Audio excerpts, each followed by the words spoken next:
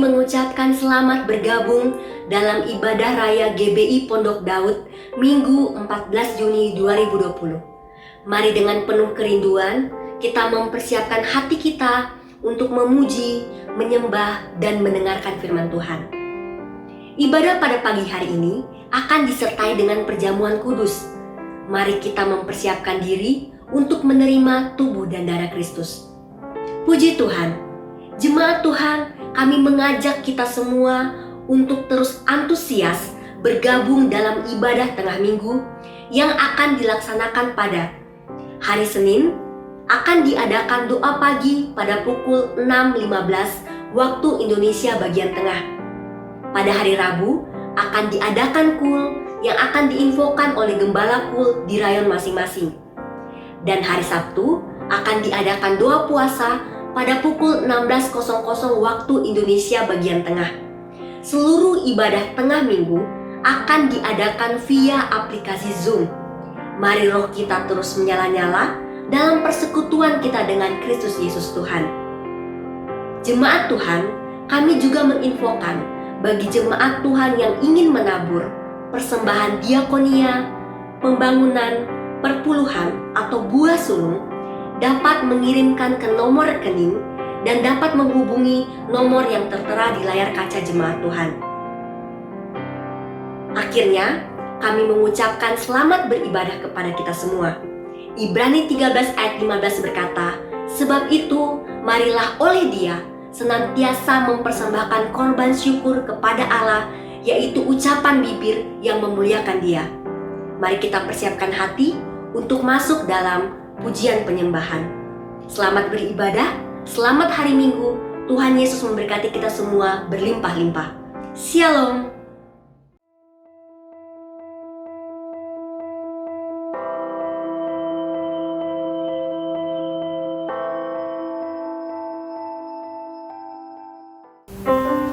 Shalom jemaat Tuhan. Shalom. Sebelum kita masuk pada ibadah kita pada pagi hari ini, mari sama-sama saya undang jemaat Tuhan, kita bersama-sama bersatu dalam doa. Kita berdoa. Bapa yang baik, kami ucap syukur Tuhan untuk setiap kebaikan bagi setiap kami anak-anak. Bapa, kami akan masuk dalam hadirat-Mu lebih lagi. Biarlah Kau layakkan, sucikan, kuduskan setiap kami yang ada di tempat kami masing-masing Tuhan. Kami percaya hadirat-Mu memenuhi setiap kami di rumah kami masing-masing. Kami persilakan Roh Kudus bekerja di dalam nama Tuhan Yesus. Mari jemaat Tuhan naikkan syukur, mari kita angkat suara kita, mari kita sembah Dia. Terima kasih Yesus. Haleluya, hanya Kau Tuhan. Haleluya, terima kasih. Terima kasih Yesus.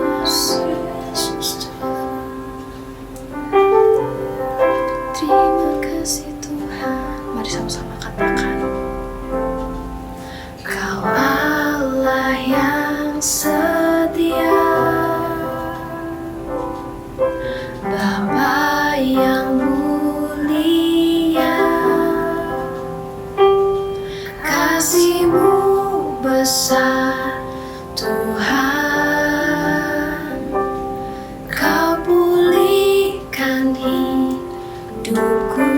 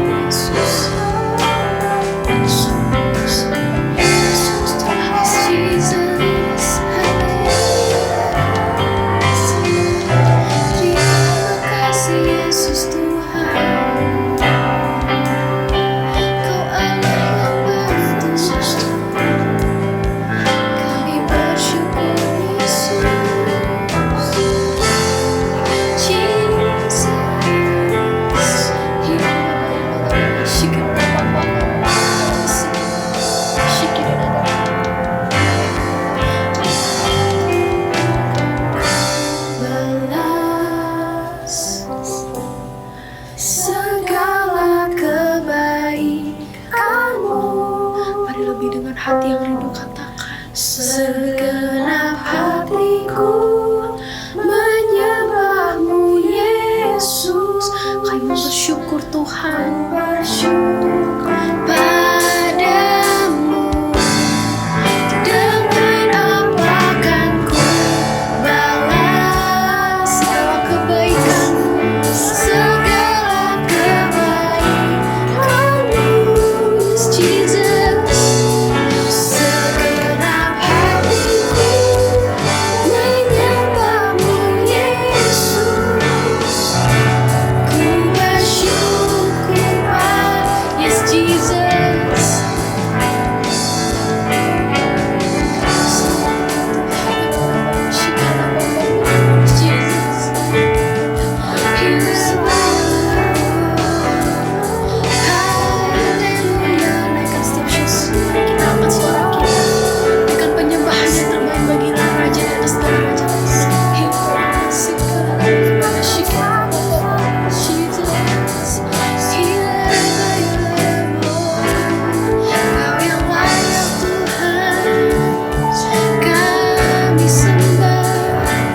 Kami tinggikan namamu, kami agukan.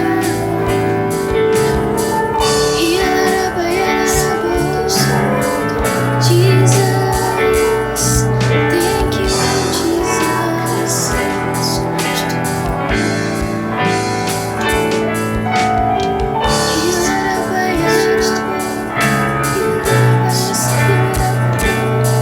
Terima kasih Yesus, Kau yang layak Tuhan.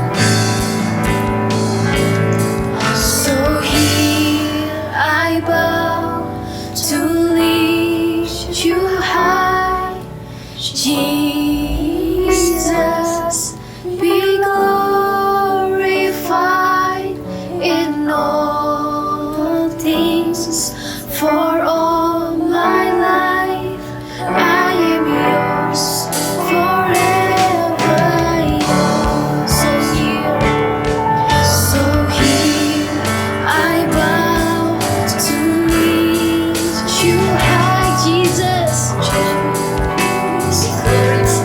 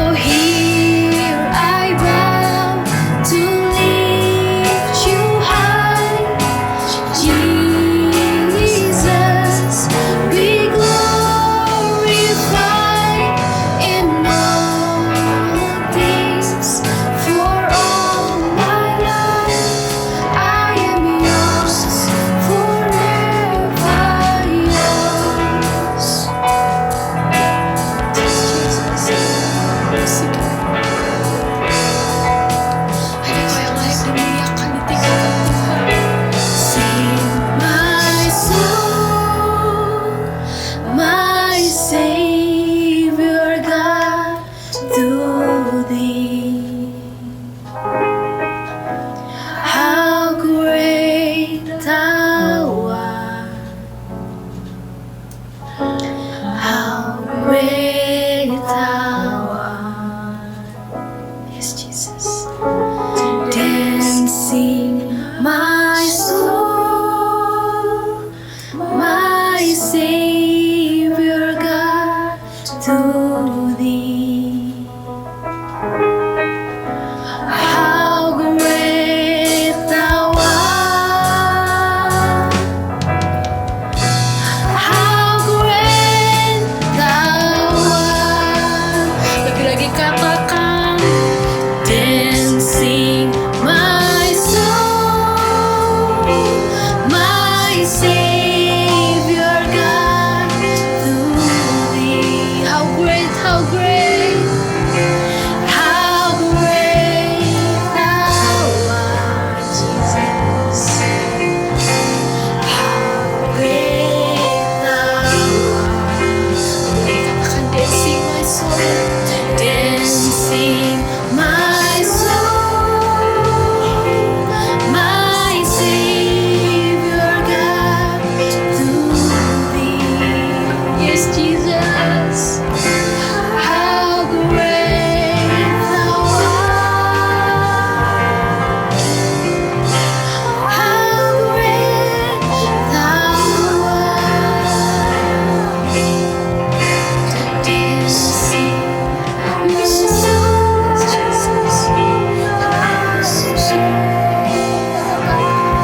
Jesus.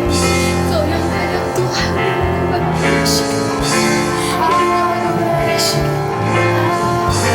yes, how great Thou art.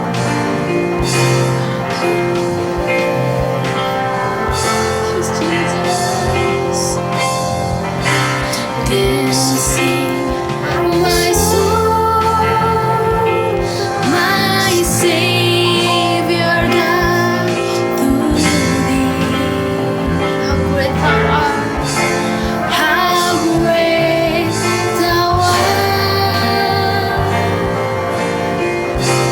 how great Thou art, how great Thou art,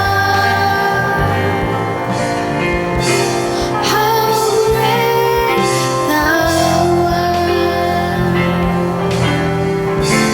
how great Thou art, how great Thou art.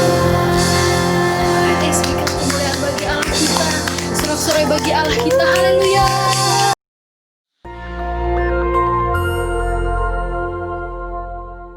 Shalom saudara, pandemi adalah suatu penyakit yang menyebar ke seluruh dunia dan mengakibatkan kematian dalam jumlah yang besar. Dunia pernah menghadapi beberapa pandemi dan hari-hari ini kita sedang menghadapi pandemi COVID-19. Nah, banyak yang bertanya, apa makna pandemi ini bagi orang percaya? Untuk menjawab pertanyaan ini, mari kita melihat dua hal berikut terlebih dahulu. 1. Dosa adalah akar dari sakit penyakit. Tuhan menciptakan manusia dan menempatkannya di Taman Eden dalam kondisi yang ideal. Tidak ada kejahatan, penderitaan atau sakit penyakit. Namun kondisi yang ideal tersebut menjadi rusak ketika manusia menggunakan kehendak yang dimilikinya dengan cara yang keliru. Iblis memberikan pendapat yang salah dengan cara yang menarik, sehingga akhirnya Hawa mengambil buah pengetahuan baik dan jahat, memakannya, demikian juga diikuti oleh Adam. Akibatnya, dosa masuk ke dalam kehidupan manusia dan menurunkan kutuk, sakit penyakit, kekacauan, dan kematian kekal. 2. Anak-anak Tuhan tinggal di dalam dunia yang berdosa. Kita perlu mengetahui bahwa kita sebagai orang percaya tinggal di dalam dunia yang sudah jatuh dalam dosa. Oleh karenanya, anak-anak Tuhan sangat rentan terhadap akibat-akibat dosa. Namun buat anak-anaknya, Tuhan memberikan perlindungan yang luar biasa. Ada pagar yang mengelilingi anak-anak Tuhan yang tidak dapat ditembus oleh si jahat. Jika si jahat ingin mencobai anak-anak Tuhan, mereka memerlukan izin dari Tuhan. Dan salah satu syarat Tuhan adalah pencobaan itu tidak boleh melampaui kekuatan manusia. Kita harus ingat, diberikan izin atau tidak, itu adalah kedaulatan Tuhan. Pada hari-hari ini, iblis terus bekerja untuk meningkatkan pencobaan guna mengacaukan manusia. Sehingga manusia tidak fokus pada Tuhan dan rencananya. Melalui berbagai hal, termasuk COVID-19, iblis bekerja membuat manusia takut, kacau, dan hanya berfokus menyelamatkan diri secara fisik. Di dalam hikmatnya yang tinggi dan tidak terselami oleh manusia, Tuhan mengizinkan virus itu ada. Nah, berdasar dua hal tersebut, kini kita akan melihat kehidupan Ayub agar mengerti makna pandemi bagi kehidupan orang percaya. Saudara, Ayub dicatat sebagai orang yang saleh, jujur, takut akan Tuhan, dan menjauhi kejahatan. Tuhan memberkati Ayub dan segala usahanya. Ternaknya berkembang biak mencapai ribuan. Ayub diberkati dengan 7 anak laki-laki dan 3 anak perempuan. Semua berjalan dengan baik, sampai suatu hari Ayub mengalami hal yang tidak menyenangkan. Semua anaknya mati, ternaknya habis, dan tubuhnya menderita penyakit bara. Ayub begitu menderita kesakitan sampai-sampai mengutuki hari kelahirannya. Ayub tidak tahu apa yang terjadi di hadapan Tuhan. Ayub 2 ayat 1 mencatat, pada suatu hari datanglah anak-anak Allah menghadap Tuhan, dan di antara mereka datang juga iblis untuk menghadap Tuhan. Iblis datang menghadap Tuhan dan meminta untuk mencobai Ayub. Tuhan mengizinkan hal itu karena Tuhan tahu bahwa Ayub dapat mengatasinya. Tuhan mengizinkan pencobaan ini adalah untuk menguji motivasi, memurnikan, dan menghasilkan pertobatan. Pada akhirnya tujuan Tuhan tercapai ketika Ayub berkata, hanya dari orang saja aku mendengar tentang engkau, tetapi sekarang mataku sendiri memandang engkau. Oleh sebab itu, aku mencabut perkataanku dan dengan menyesal aku duduk dalam debu dan abu. Ayub bertobat dan masuk dalam suatu dimensi rohani yang baru dalam hidupnya. Saudara, dari mempelajari apa yang dihadapi Ayub, maka ada 3 hal yang Tuhan kehendaki dari penyakit atau pandemi yang menimpa kita orang percaya. Yaitu, 1. Tuhan menghendaki kita orang percaya memiliki motivasi yang benar dalam mengiring dan melayani Tuhan. 2. Tuhan menghendaki kita orang percaya menjadi orang-orang yang murni. Jika diibaratkan emas, Tuhan tidak menghendaki emas 23 karat. Tuhan mau emas 24 karat. 3. Tuhan menghendaki kita bertobat, berbalik dari jalan-jalan yang jahat, dan bergantung hanya kepada Tuhan. Kesimpulannya, Tuhan yang kita sembah dan layani adalah penguasa yang maha tinggi. Tuhan yang berkuasa atas segala sesuatu. Tuhan memiliki banyak cara untuk membawa umatnya hidup dalam persekutuan yang indah. Pencobaan yang diizinkan oleh Tuhan ada dalam pertimbangan hikmat Tuhan yang sungguh alangkah dalamnya. Tuhan pasti akan memberikan jalan keluar dari pencobaan tersebut. Dan pada akhirnya kita semua masuk ke dalam dimensi yang baru. Tuhan Yesus memberkati. Amin.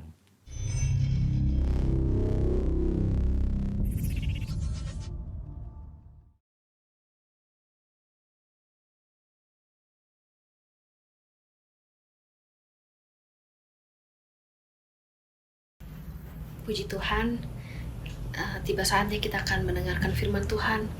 Sebelum itu mari kita satu dalam doa. Bapa yang baik, terima kasih untuk hadirat-Mu yang memenuhi setiap kami. Pada saat ini kami akan mendengarkan sebagian dari firman-Mu Tuhan. Kau memberkati setiap kami. Dan juga Kau memberkati hamba-Mu yang akan menyampaikan firman-Mu Tuhan. Biarlah Kau berikan hikmat yang berasal daripada-Mu, tuntunan Roh Kudus-Mu. Biarlah semuanya berasal daripada-Mu. Terima kasih Tuhan, di dalam nama Tuhan Yesus kami berdoa. Haleluya. Terima kasih Tuhan.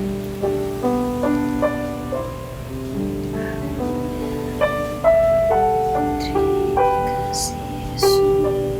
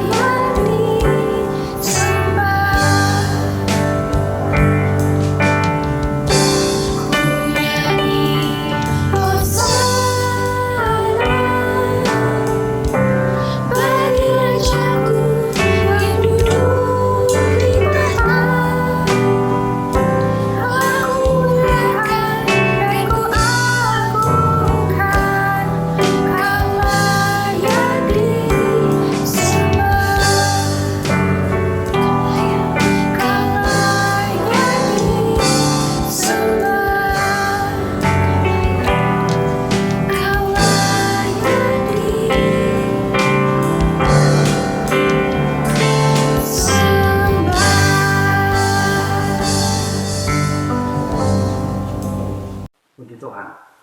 Orang benar akan diberkati, itu adalah judul khotbah hari ini. Orang benar akan diberkati. Kenapa? Kita harus berkomitmen untuk terus hidup dalam standar firman Tuhan. Kitab Mazmur ini yang akan kita bacakan adalah kitab yang berisikan tentang doa, pujian, penyembahan, perasaan yang mendalam dari hati sanubari penulis dengan macam-macam ekspresinya, dengan penuh kejujuran diungkapkan di dalam kasih, penyembahan, ucapan syukur, pujian yang terus-menerus mengalir dari penulis kitab Mazmur ini dalam masa-masa kesesakan, masa-masa yang mereka hadapi yang luar biasa. Namun perlu juga kita ketahui bahwa ada 7 orang penulis, 7 penulis lain selain Daud, ya, Musa, Salomo, Etan, Asaf, Heman, dan anak-anak Korah. Bahkan dalam judul Ibrani kitab Mazmur ini adalah Tehillim, yang berarti puji-pujian. Jadi Mazmur itu sebenarnya berbicara tentang puji-pujiannya. Nah, bagaimana musik memainkan peranan yang sangat penting dalam ibadah Israel.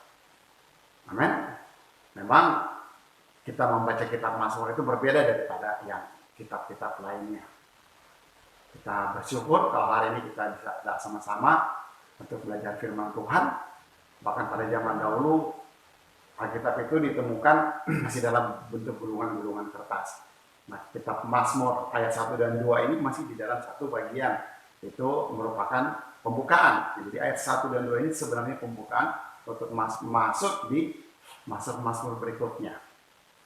Kita mau belajar pesan yang disampaikan dalam Mazmur 1 ini dan Mazmur 2, khususnya Mazmur 1, supaya kita benar-benar mencintai Torah Tuhan. Ini adalah pesan yang mau disampaikan oleh Daud yang harus kita tangkap bersama-sama. Bahkan sampai saat ini pun pesan itu tetap sama, yaitu menjadikan kita orang-orang yang mencintai firman Tuhan. Mazmur 1 adalah Mazmur hikmat, Mazmur Taurat. Dalam terjemahan bahasa Indonesia berkata, berbahagialah orang yang tidak berjalan, berbahagialah orang yang tidak berjalan menurut nasihat orang fasik. Bahasa Ibraninya asre, yang artinya diberkatilah, atau diberkatilah orang yang tidak berjalan menurut nasihat orang fasik. Tema hari ini adalah orang benar. Orang benar akan diberkati. Mazmur 1 ayat 1. Berbahagialah orang yang tidak berjalan menurut nasihat orang fasik, yang tidak berdiri di jalan orang berdosa, dan yang tidak duduk dalam kumpulan pencemooh. Tetapi yang kesukaannya ialah Torah Tuhan, dan yang merenungkan Torah Tuhan siang dan malam. Ia seperti pohon yang ditanam di tepi aliran air, yang menghasilkan buahnya pada musimnya, dan yang tidak layu daunnya. Apa saja yang diperbuatnya berhasil. Bukan demikian dengan orang fasik. Mereka seperti sekam yang ditiupkan angin. Sebab itu orang fasik tidak tahan dalam penghakiman. Begitu pula orang berdosa dalam perkumpulan orang benar. Sebab Tuhan mengenal jalan orang benar, tetapi jalan orang fasik menuju kebinasaan. Nah, mengapa dikatakan bahwa orang benar itu akan diberkati? Sesuai dengan judul saya, judul khotbah pagi ini. Atau orang benar itu adalah orang yang beruntung. Mengapa dikatakan orang benar adalah orang yang berhasil? Pertama, yang harus kita ketahui bahwa orang benar itu tidak pernah mau membawa dirinya ke dalam pencobaan. Orang benar itu dia harus berhikmat. Tidak sembarang membawa dirinya. Tidak sembarang masuk di dalam pertengkaran orang lain. Bisa-bisa hanya terjadi perselisihan. Artinya itu orang benar, dia berhikmat. Dia tidak membawa dirinya kepada hal-hal yang tidak perlu. Sehingga pertama, ayat 1 berkata, orang benar itu tidak berjalan menurut nasihat orang fasik. Orang benar, orang diberkati, tidak mau berjalan menurut nasihat orang fasik. Orang fasik itu adalah orang yang tahu Tuhan namun tidak mau beriman kepada Tuhan. Tahu Tuhan tapi tidak mau beriman kepada Tuhan. Menurut Kamus Besar Bahasa Indonesia, orang fasik adalah orang yang percaya kepada Tuhan tetapi tidak mengamalkan perintahnya, bahkan berbuat dosa. Itu orang fasik. Perkataan dari mulutnya penuh dengan kejahatan, tipu daya, Ia berhenti berlaku bijaksana dan berbuat baik. Dia berhenti semua kejahatan dirancangkan di mana? Di tempat tidurnya. Ia menempatkan dirinya di jalan yang tidak baik. Itu orang fasik. Semua yang jahat tidak ada yang ditolaknya. Kesenangannya adalah berbuat jahat. Itu orang fasik. Mazmur 32 ayat 6 berkata, dosa bertutur dari lubuk hati seorang fasik. Rasa takut kepada Allah tidak ada pada orang itu. Orang fasik tidak takut Tuhan. Sebab ia membujuk dirinya sampai orang mendapati kesalahan dan membencinya. Perkataan dari mulutnya ialah kejahatan dan tipu daya. Ia berhenti berlaku bijaksana dan ia berhenti berbuat baik. Kejahatannya dirancangkan. Nah, ini orang fasik. Kejahatan dirancangkan di tempat tidurnya. Ia menempatkan dirinya di jalan yang tidak baik. Apa yang jahat tidak ditolaknya. Bahkan dalam perjanjian lama, standar tertinggi dalam segala aspek kehidupan yang kita dapat dalam perjanjian lama, jika hidup seseorang tidak sesuai dengan standar Torah, mereka mengatakan bahwa orang itu orang fasik. Berarti standarnya itu harus benar-benar Torah. Orang fasik itu adalah orang yang jahat. Orang fasik itu senangnya melakukan kejahatan. Dia memang benar-benar jahat karena memang benar-benar memusuhi Tuhan. Dia bersalah karena dosanya terhadap Tuhan atau dosanya kepada manusia. Sifatnya memang suka berbuat jahat, suka berbuat dosa. Secara konkret orang jahat itu, orang fasik itu dikutuk karena kesenangannya melakukan kejahatan.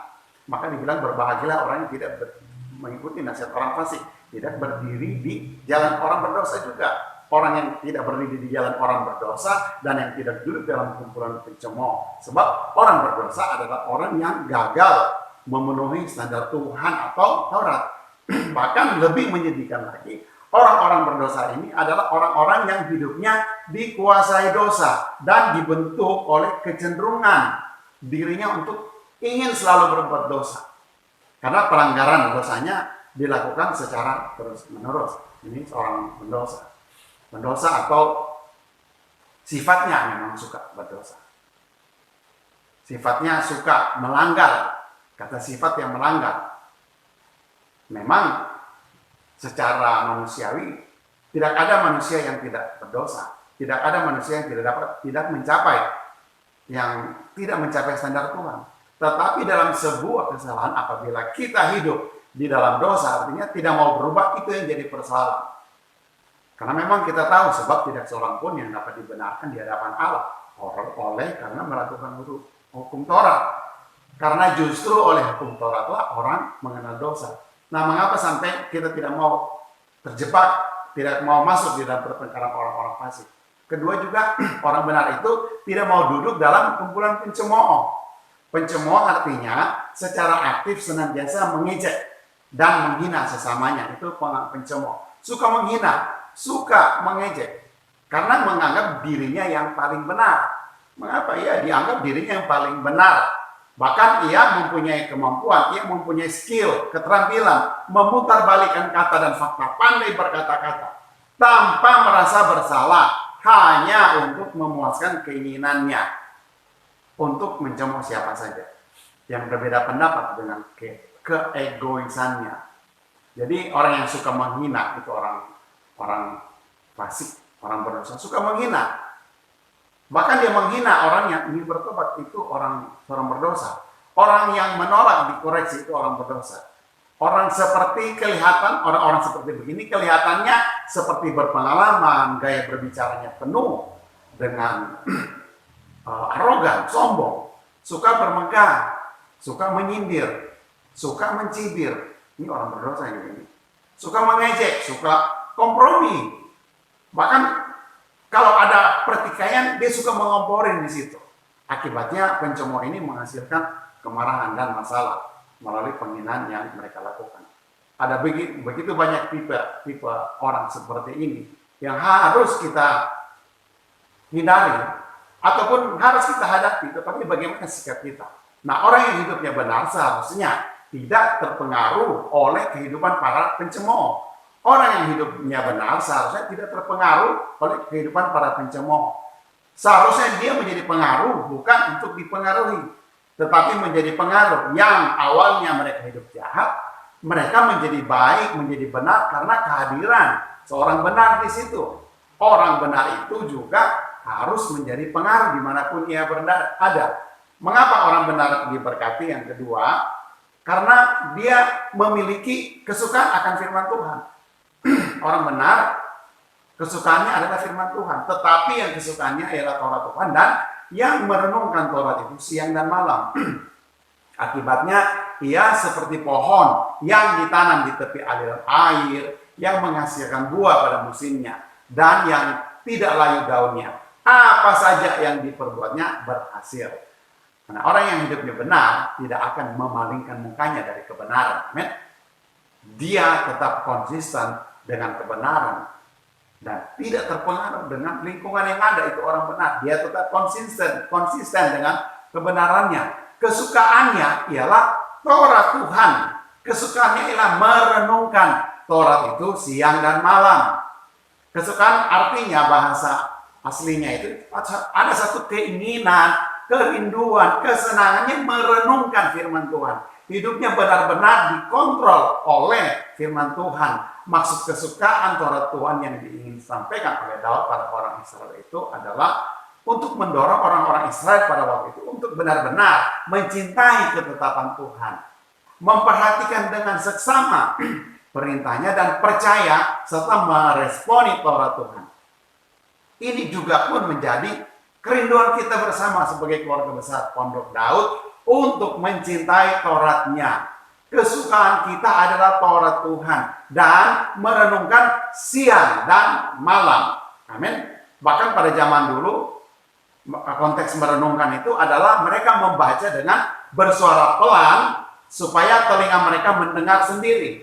Karena iman timbul dari pendengaran akan firman Allah. Jadi kalau baca Alkitab harus bersuara. Amin. Kita dengar apa yang kita baca. Nah, orang benar itu akan diberkati. Mengapa? Yang ketiga, orang benar itu adalah orang yang berhasil. Amin. Berhasil di sini bukan standarnya materi. Berhasil di sini bukan standarnya kekayaan atau kehebatan seseorang. Tapi berhasil di sini menurut teks ini adalah senangnya melakukan firman Tuhan, senangnya mengandalkan Tuhan, senangnya merenungkan firman Tuhan, tidak mau hidup di dalam perselisihan, tidak mau berjalan menurut nasihat orang fasik, tidak mau berdiri di jalan orang berdosa, dia tidak mau duduk dalam kumpulan pencemooh. Pencemooh itu kan suka mencibir, dia suka menghina orang.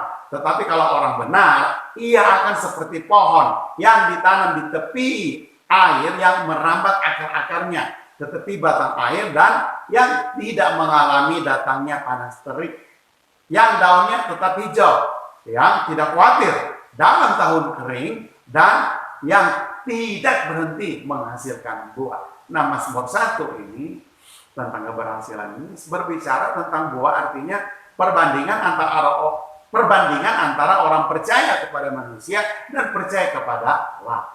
Kalau percaya kepada Allah, dia berbuah seperti pohon yang ditanam di tepi air.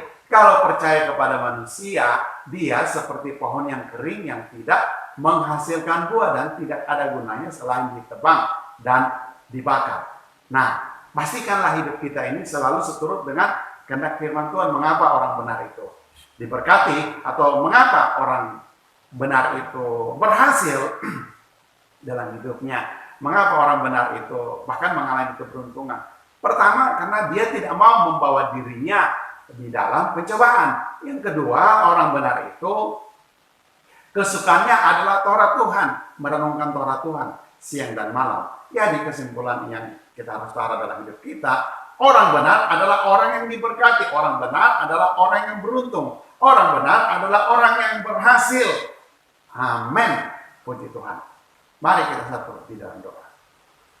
Segala puji syukur kami kembalikan kepadamu. Biar hidup kami menjadi orang benar di hadapan-Mu Tuhan Yesus. Berjalan seturut dengan kehendak-Mu. Pimpin kami, ajar kami, tuntun kami. Agar didapati hidup kami benar seturut dengan standar firman-Mu Tuhan. Mampukan kami untuk hidup di dalam kebenaran. Walaupun itu sulit secara daging. Tetapi Tuhan memberikan kami kekuatan untuk dapat melakukan hidup di dalam kebenaran sesuai dengan firman-Mu. Di dalam nama Yesus. Haleluya, puji Tuhan. Amin. Saatnya kita akan masuk dalam perjamuan, sebelumnya mari kita satu di dalam doa. Segala puji syukur kami kembalikan kepadamu. Kuduskan kami, layakkan kami Tuhan. Kami mau melakukan perjamuan di dalam nama Yesus. Haleluya, puji Tuhan. Amin. Mari angkat rotimu tinggi-tinggi di hadapan Tuhan. Mari silakan berdiri. Sebab apa yang telah kuteruskan kepadamu telah aku terima dari Tuhan, yaitu bahwa Tuhan Yesus pada waktu ia diserahkan mengambil roti dan sesudah itu ia mengucap syukur atasnya, ia memecah-mecahkannya dan berkata, inilah tubuhku yang diserahkan bagi kamu, perbuatlah ini menjadi peringatan akan daku. Bukankah roti ini melambangkan tubuh Kristus? Mari kita makan sama-sama dalam nama Yesus.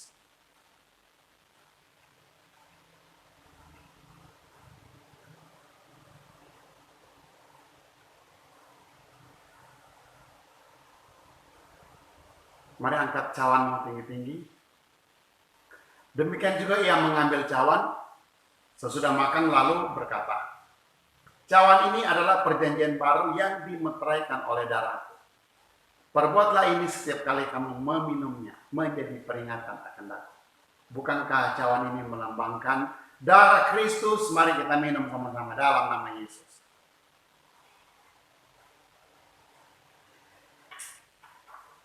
Haleluya, haleluya, haleluya, haleluya. Haleluya. Terima kasih Tuhan. Makasih Yesus. Buat pengorbananmu yang mahal. Darahmu yang tercurah. Kami tidak akan sia-siakan. Engkau sudah menebus kami dari dosa kami. Engkau sudah menebus kami dari segala kutuk, sakit penyakit. Terima kasih Bapa. Terima kasih Tuhan Yesus. Buat kasih-Mu yang luar biasa bagi kami semua. Kami bersyukur sehingga pada hari ini kami sama-sama dapat beribadah di hadapan-Mu Tuhan Yesus. Dalam nama Yesus, haleluya, puji Tuhan. Amin. Bapak, Ibu, Saudara-saudara sekalian, mari kita siapkan hati kita. Kita satu dalam doa, kita berdoa. Bapa kami di dalam surga, kami mengucap syukur kepadamu Tuhan. Sebab Engkau Allah yang baik, Allah yang luar biasa dalam kehidupan kami. Kami mengucap syukur kepadamu Tuhan atas kasih-Mu yang selalu baru dalam hidup kami. Tuhan Yesus, terima kasih untuk hari ini kami boleh datang bersekutu, memuji dan memuliakan nama-Mu. Terima kasih Tuhan, kami percaya Engkau hadir di tengah-tengah kami, Engkau hadir di rumah-rumah, sehingga kami percaya setiap kami mengalami hadirat Tuhan, mengalami pengurapan dari Tuhan, dan mengalami perjumpaan pribadi dengan Tuhan. Terima kasih Tuhan untuk hari ini, kami boleh menaikkan segala pujian kami, menaikkan segala penyembahan kami, dan kami percaya kami boleh merasakan kemenangan yang luar biasa yang berasal daripada Tuhan. Terima kasih Bapa, kami telah mendengarkan apa yang menjadi isi hati-Mu. Kami telah belajar tentang kebenaran firman-Mu Tuhan. Untuk itu Bapa, biarlah firman-Mu yang telah kami dengarkan menjadi kekuatan baru dalam kehidupan kami. Biarlah firman-Mu boleh jatuh di tanah hati kami yang paling subur. Dia boleh berakar, bertumbuh, berbuah, menghasilkan buah yang manis untuk kemuliaan nama Tuhan.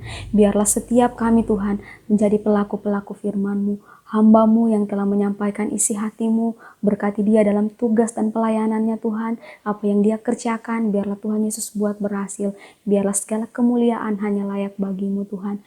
Terima kasih Bapa, saat ini kami mau berdoa, kami mau bawa bangsa kami ke dalam tangan Tuhan. Kami bawa Indonesia ke dalam turut campur tangan Tuhan. Kami percaya Tuhan, berkat-Mu tercurah atas bangsa kami. Shalom ada di bangsa kami. Dan kami percaya Tuhan, sesuatu yang besar sedang Engkau kerjakan di bangsa kami Tuhan. Kami percaya Bapa, kebangkitan perekonomian kami sedang terjadi Tuhan. Engkau memulihkannya Tuhan, dan kami percaya Engkau yang berdaulat di dalamnya Tuhan. Berkati pemerintahan kami Bapa. Berkati Pak Presiden Tuhan, Pak Jokowi, dan juga wakilnya Tuhan, Kami percaya Bapa apa yang mereka kerjakan hari-hari ini Tuhan, Tuhan yang berperkara di dalamnya Tuhan. Sehingga kami percaya setiap keputusan, setiap kebijakan yang mereka ambil, itu semua sesuai dengan apa yang menjadi isi hati Tuhan. Untuk itu Bapa, Engkau juga memberkati keluarganya Tuhan, memberkati setiap apa yang mereka kerjakan Tuhan.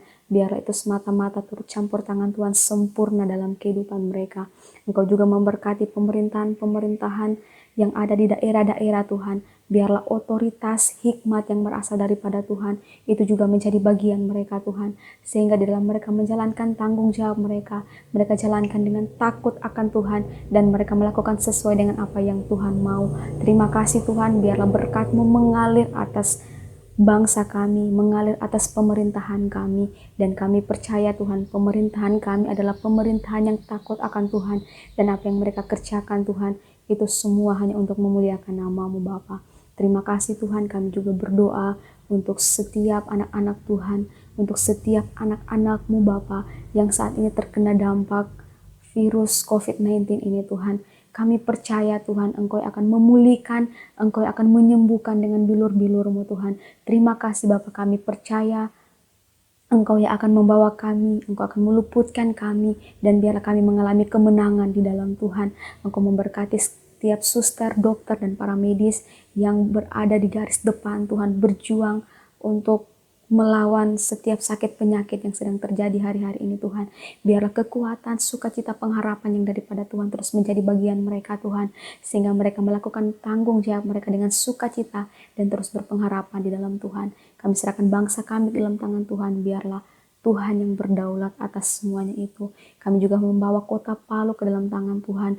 Biarlah gelombang lawatan yang baru terjadi atas kota kami, atas pemerintahan kami Tuhan. Dan kami percaya setiap kami yang ada di kota Palu diluputkan, dimenangkan untuk kemuliaan bagi nama Tuhan. Dan kami percaya Tuhan, Engkau akan memulihkan keadaan kami hari-hari ini Tuhan. Di saat kami berkekurangan Tuhan, Engkau akan mencukupkan segala kebutuhan kami. Dan kami percaya Tuhan, Engkau akan meluputkan kami dari segala mara bahaya, sakit, penyakit dalam bentuk apapun itu Tuhan.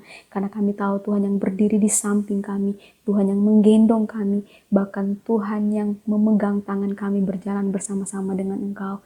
Terima kasih Tuhan, biarlah berkat-Mu, biarlah shalom ada di kota Palu. Terima kasih Tuhan, biarlah Mazmur 91 tergenapi atas kota kami di dalam nama Tuhan Yesus. Kami juga membawa gereja kami Tuhan, membawa GBI Pondok Daud Palu. Terima kasih untuk gereja kami Tuhan. Biarlah Engkau terus memberkati gereja ini Tuhan, berkembang ke kiri dan ke kanan, menjadi wadah untuk memenangkan jiwa-jiwa yang baru untuk kemuliaan nama Tuhan. Engkau berkati setiap kami yang ada di dalamnya Tuhan. Biarlah setiap kami menjadi pribadi-pribadi yang menyenangkan hati Tuhan. Kami semakin menjadi pribadi yang berkenan di hadapan Tuhan. Berkati hamba-Mu Tuhan, berkati Om Leo, Tante HC, Omi dan Pierre. Biarlah Engkau terus memberkati keluarga hamba-Mu ini dengan berlimpah-limpah Tuhan. Apa yang dikerjakan dengan kedua tangannya Tuhan Yesus buat berhasil. Apa yang menjadi kerinduan hamba-Mu Tuhan. Apa yang menjadi rencananya ke depan Tuhan, biarlah Tuhan Yesus yang turut campur tangan di dalamnya. Tuhan yang akan memberkati, biarlah semuanya indah pada waktunya. Terima kasih Tuhan, kami serahkan keluarga hamba-Mu Tuhan. Terus pakai hamba-Mu sebagai perpanjangan lidah-Mu Tuhan. Engkau terus nyatakan apa yang menjadi visi misi-Mu Tuhan. Dan terus pakai dia semakin lebih lagi Tuhan, untuk mempersiapkan setiap kami menjadi umat yang layak berkenan di hadapan Tuhan. Terima kasih Bapa, kami juga menopang pelayanan hamba-hamba-Mu. Kami berdoa untuk gembala pembina kami, gembala rayon kami Tuhan. Kami percaya juga Tuhan, penyertaan-Mu yang sempurna turun atas hamba-hamba-Mu ini. Apa yang mereka kerjakan hari-hari ini Tuhan Yesus buat berhasil. Berkati pelayanan mereka, berkati keluarga mereka Tuhan. Biarlah pengurapan Tuhan, hadirat Tuhan, bahkan sukacita yang berasal daripada Tuhan terus menjadi bagian hamba-hamba-Mu ini Tuhan. Terus persiapkan hamba-hamba-Mu ini Tuhan menjadi alat Tuhan, menjadi perpanjangan lidah-Mu Tuhan untuk menyampaikan kebenaran-Mu Tuhan, untuk memenangkan jiwa-jiwa yang baru bagi kemuliaan nama Tuhan. Terima kasih Bapa, kami serahkan kehidupan kami serahkan semua apa yang ada pada kami ke dalam tangan Tuhan.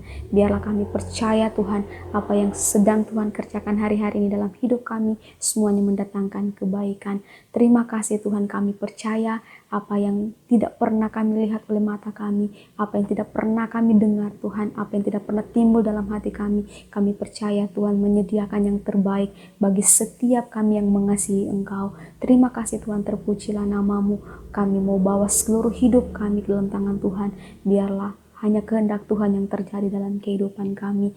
Kami memberikan persembahan syukur kami, perpuluhan kami, buah sulung kami.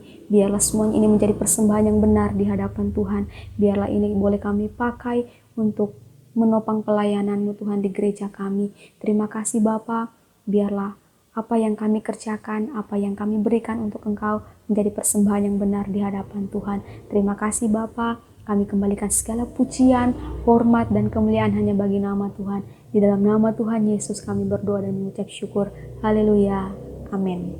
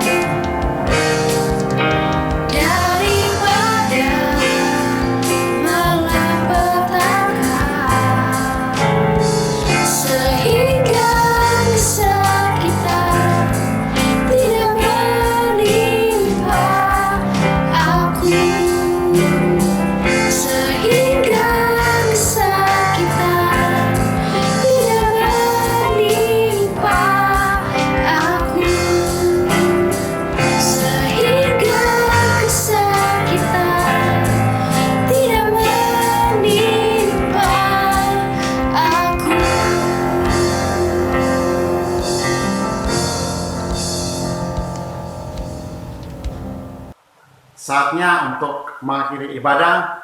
Sebelum kita akhiri, mari bangkit berdiri dan terimalah berkat Tuhan. Kiranya kasih sukacita oleh kuat kuasa Roh Kudus menyertai engkau mulai hari ini sampai Maranatha Tuhan Yesus datang kedua kali. Di dalam nama Bapa, Anak, dan Roh Kudus, yaitu dalam nama Yesus Tuhan yang percaya, sama-sama katakan amin. Shalom, sampai ketemu di ibadah selanjutnya. Puji Tuhan. Tuhan Yesus memberkati.